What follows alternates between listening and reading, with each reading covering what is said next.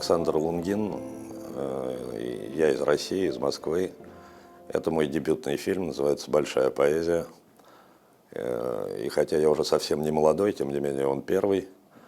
До этого я занимался кино довольно давно, я, собственно говоря, в основном сценарист.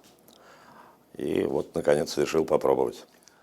Меня зовут Сергей Штерн, я продюсер фильма «Большая поэзия». Я очень рад, что, так сказать, это дебют моего друга, то есть мы давно знакомы, можно сказать, да, и дебют моего близкого друга, и то, что он вышел таким удачным.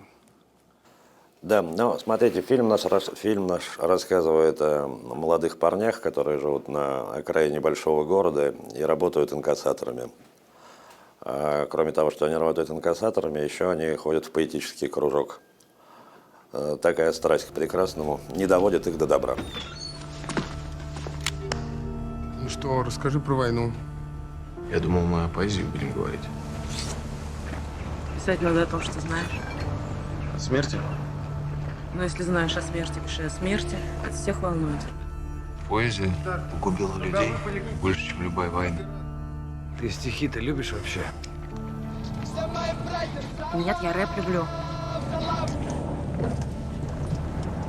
Тебе что, не нравится? Наглости много. Мужества мало. Залетаю в магазин, выпускаю магазин. У меня на это есть тысяча причин. Я как минимум устал от картин на наших улицах. Не считая эфемидов в богохульницах. Прям как наша жизнь. Да, спасибо. Спасибо за такой вопрос. Мне не кажется, что это противопоставленные вещи. Да, собственно говоря, война и поэзия всегда шли рука об руку. И в более ранних и в каком-то смысле более строгих культурах это казалось очевидным.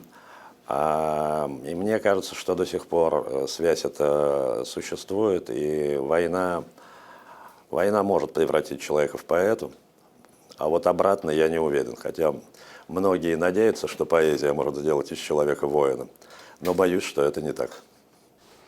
Ну, я еще думаю, что общее между войной и поэзией заключается в том, что человек иногда сталкивается с чем-то, что больше его самого.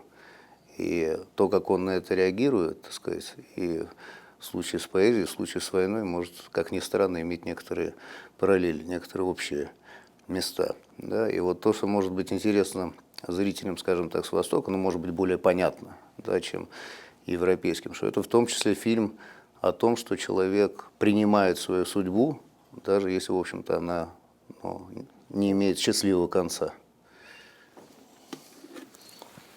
То ли 6, то ли 9. 9, знаю.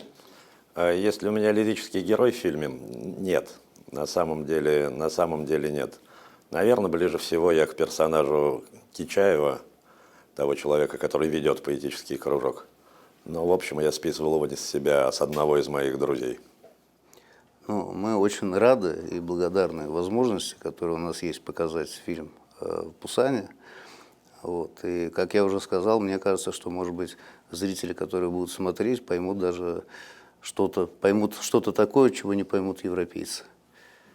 Ну что, это первый показ нашего фильма «За пределами России», и, собственно говоря, не на русском языке, и сразу на большом фестивале, поэтому мы очень волнуемся. Я, по крайней мере, не знаю, как это все пройдет и будет ли он достаточно понятен, потому что он довольно сильно зависит от слов. Но надеюсь, что это будет так, и хотелось бы, чтобы кому-то это было интересно.